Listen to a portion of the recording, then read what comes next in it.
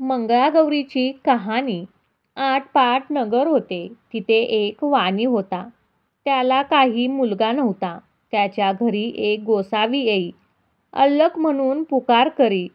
वाण्याची बायको भिक्षा आणी. निपुत्रिकाच्या हातची भिक्षा घेत नाही म्हणून हा चालता होई. ही गोष्ट तिने नवऱ्याला सांगितली.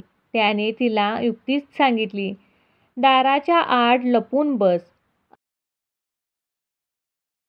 अल्लख म्हणताच सुवर्णांची भिक्षा घाल.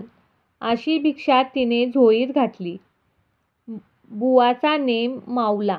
बाईवर फार रागावला. मूल बाळ होणार नाही असा त्याने शाप दिला. तिने त्याचे पाय धरले. बुवानी उपशाप दिला. बुवा म्हणाला, आपल्या निळ्या घोड्यावर बस. निळी वस्त्रे परिधान कर. रानात जा. जिथे घोडा अडेल तिथे खण. देवीचं देऊळ लागेल. तिची प्रार्थना कर. तुला पुत्र होईल.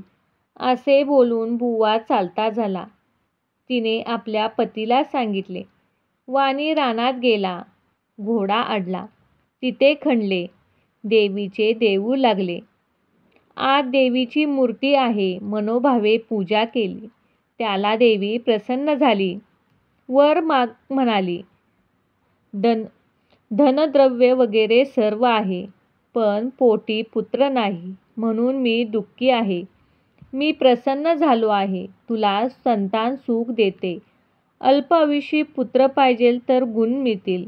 दीर्घ आयुष्य घेतलास तर जन्म अंध होईल. कन्या घेतलीस तर बाल विधवा होईल. इच्छा असेल ते माग. याने अल्प आयुष्य पुत्र मागितला. देवाने सांगितले, माझ्या मागल्या बाजूस जा. तिथे एक गणपती आहे. त्याच्या मागे आंब्याचे झाड आहे. गणपतीच्या दोदावर पाय दे. एक फळ घे. घरी जाऊन बायकोस खाऊ घाल. म्हणजे तुझी कार्यभाग होईल. नंतर देवी अदृश्य झाली. देवळामागे गेला. गणपतीच्या देदावर पाय दिला.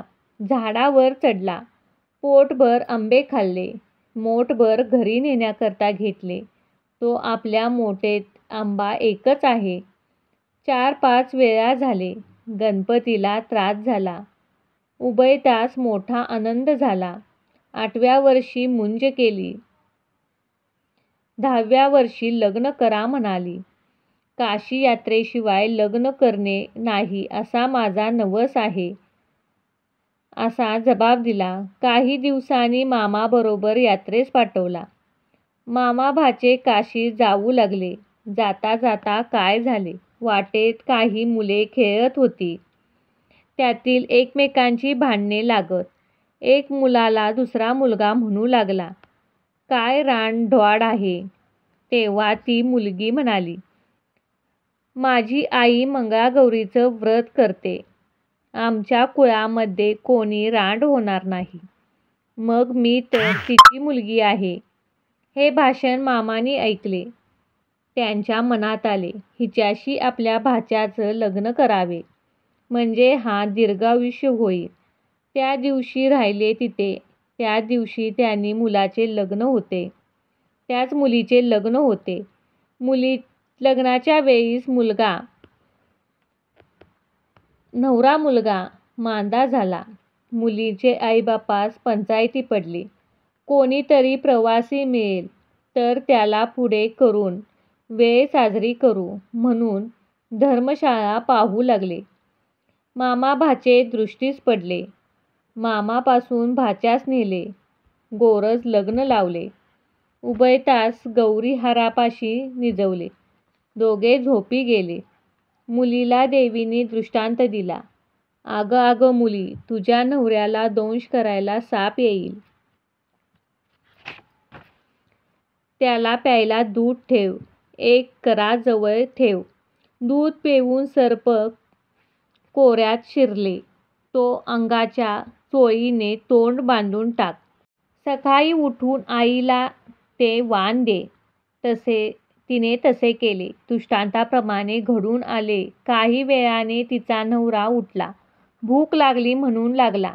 लाडू खायला दिले. फराळ झाल्यावर तिला त्याने अंगठी दिली. पहाटेच उठून ताट घेऊन बिराडे निघाले. मामा भाच्यांचे मार्गस्थ झाले. दुसऱ्या दिवशी काय झाले? हिने सकाळी उठून स्नान केले. आपल्या आईला वाण दिले. आई करा उघडून पाहू लागली. तो आत हार निघाला. आईने कन्येच्या गळ्यात हार घातला. पुढे पहिला वार मांडवात आला.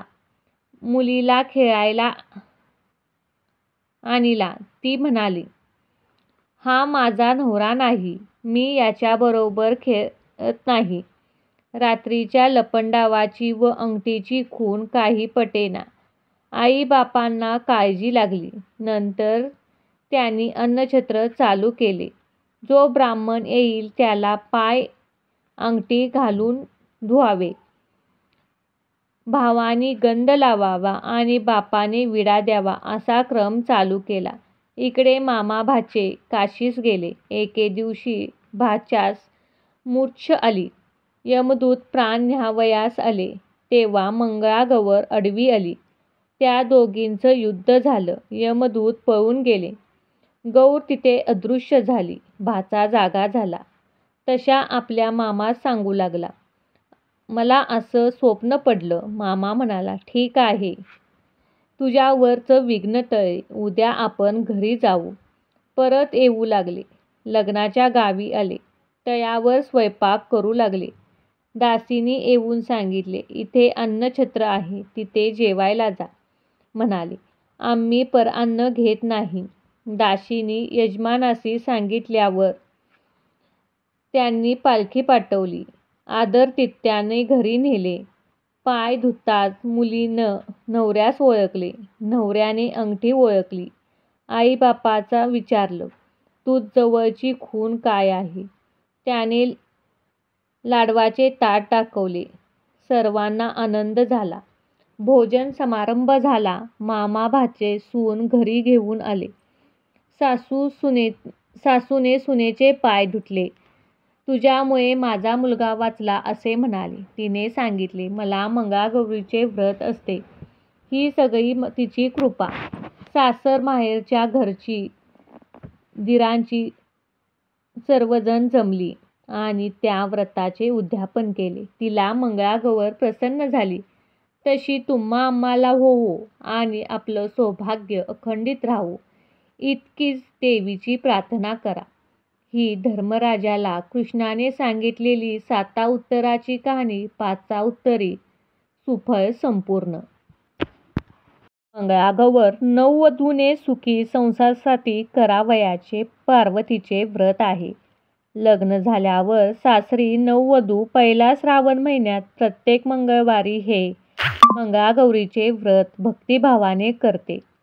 हे व्रत पार्वती मातेचे आहे. या दिवशी घरासमोर रांगोळी काढतात. दाराला तोरण बांधतात. कुटुंबातील स्त्रिया, नातेवाईक, मैत्रिणी एकत्र जमून देवीची पूजा करून रात्रभर खेळ खेळतात, गाणी म्हणतात, भोजन करतात.